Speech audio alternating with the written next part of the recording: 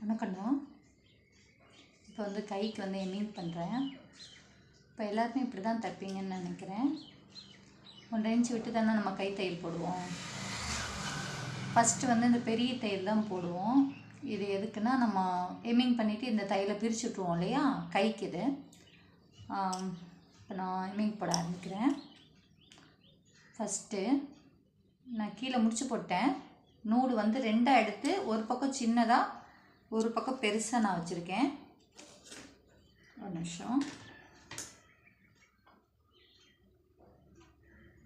இருக்கா, லாக் வந்துருச்சு.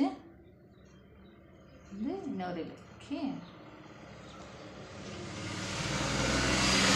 இப்போ இந்த நூலை இப்படி மேல் பக்கமாக இப்படி வச்சு இப்படி நீங்கள் பக்கத்துலேயே போட்டிங்கன்னா ஒரு 1/2 இன்ச்சு கேப் போதும்னே. ஒரு 1/2 இன்ச்சு கேப் போதும். இப்படி லாக் விழுந்துடும். ஓகேவா? அதே இந்த நூலு கீழே இருக்கா, சும்மா அப்படியே நீங்கள் இப்படி குத்துனீங்கன்னா, இப்படி எடுக்கிறீங்க இல்லையா,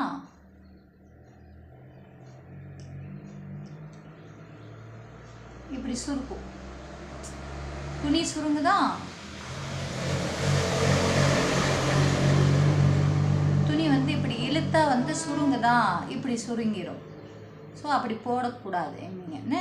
இப்படி 1 by 1 இப்படி இருக்கக்கூடாது. திரும்ப நீங்கள் ரிட்டன் எடுக்க வேண்டாம், அந்த நூலுக்குள்ளே விட்டு எடுத்துருங்கண்ணே. விட்டு எடுத்துட்டிங்கன்னா இப்போ இழுத்தா துணி வந்து இழுக்காது. இந்த நூலை மேலே அந்த பெருவிரல் இருக்கு இல்லையா, அதுக்கு மேலே வச்சுட்டு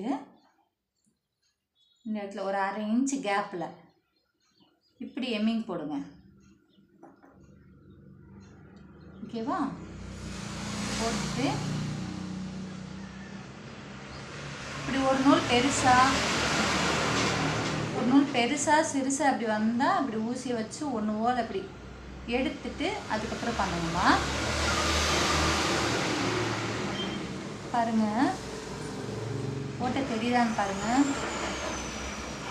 நூல் வந்து தெரியல இல்லையா? இப்போ இது ஃபுல்லாக போட்டுட்டு அதுக்கப்புறம் இந்த மேலே இருக்கிற நூல் இருக்கு இல்லையா, இதை வந்து பிரிச்சுக்கலாம். இது வந்து 4ல் வச்சு நான் வந்து ஸ்டிச் பண்ணியிருக்கேன். அதுக்கப்புறமா இதை வந்து பிரிச்சுக்கலாம். இது எம்மிங்கே பண்ண தெரியாதவங்க இந்த வீடியோவை பாருங்கள், சரியா? உங்களுக்கு ஈஸியாக இருக்கும் தாத்தாங்க. இப்படி ட்ரை பண்ணி பாருங்கள் என்ன. தேங்க்யூம்மா.